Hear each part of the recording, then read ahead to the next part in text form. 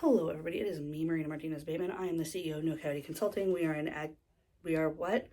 We are a communications and equity consulting firm here in the Pacific Northwest. It is nighttime. It is the end of my day. I worked way more hours than I generally try to last week, and it's kind of looking like I'm going to do the same again this week. And I know, I'm sitting here fully in the knowledge, that last week I said that I was going to be taking a cue from the dog and I was going to be sleepy baby time and I was going to decide what needed to happen and I was going to make sure that what needed to happen was what happened and what didn't need to happen didn't happen. And then I had an incredible week. I did. I had an incredibly fun, interesting week full of things I wanted to do. And I went and did them. And that made my working hours, it just sort of grew.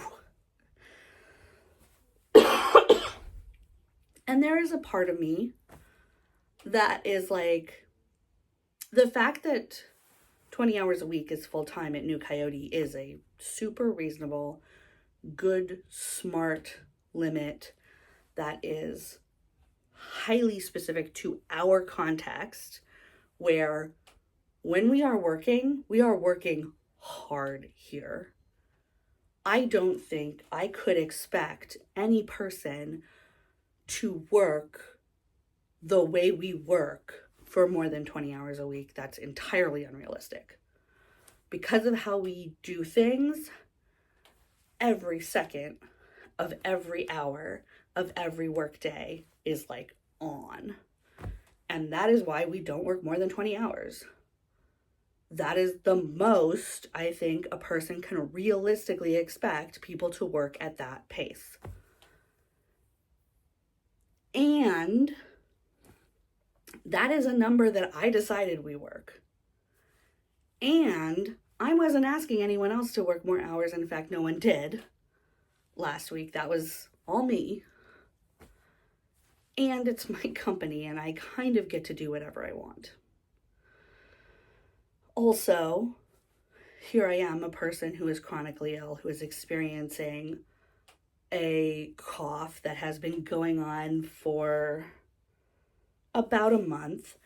And that's not unusual for me. That's actually pretty usual. That happens almost every year, to the extent where for the last 25 years, I could count on one hand the winters that I don't end up with a chronic cough.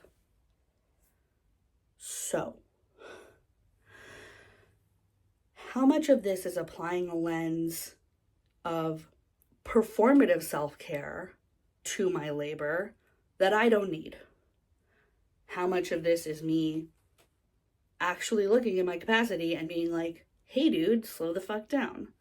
And then how much of this is me just being in love with life, in love with my community, in love with my job, in love with my industry, and having a shit ton of great opportunities to just dive into that? Because I think all three perspectives are extremely valid. And right now, I am too busy living my life and doing my job to stop and examine that. And I find that I'm really not interested in stopping to examine that. Is that me self-sabotaging and falling into overwork during a stressful period in my life? Great question. I don't know. Is that me just having a successful company and reveling in that and being joyful about the space that I occupy professionally? Great question. I don't know. I think that it is actually a combination of both. And I think that a lot of things are a combination of both. It's not, every choice you make isn't necessarily 100% good or 100% bad. It's taken in aggregate. It's creating a pattern where you can look at your choices in your life and say, hey, I'm making some choices that I don't actually believe are good for me or will help me achieve my goals. I think that being highly, I don't want to say highly critical, although that fits, very observant, very disciplined in many kinds of ways, has really helped me to be successful in the world. And also, when I apply that type of like hyper focus, hyper critique, controlling, micromanaging shit to myself, I know not to apply it to other people. I know not to apply it to staff or workers or contractors, but I will apply it to myself as if it would work on me when I know it doesn't work on anybody.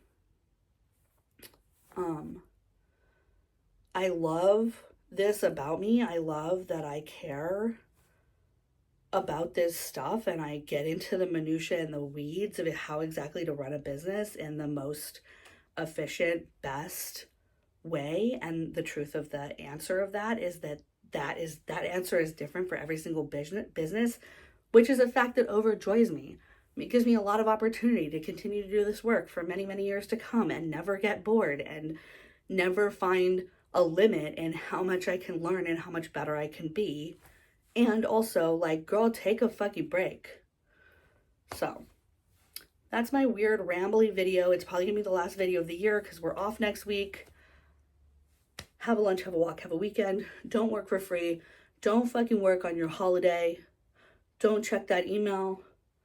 Be present with whatever you feel like you need to be present with. I beg you. We have a long ass year ahead of us. I hope that you get all the rest that you need and that you come back as physically and mentally healthy as you can be.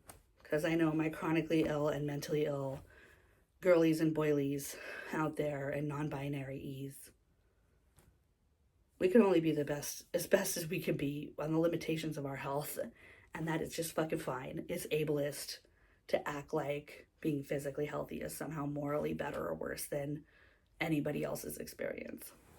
All right, bye.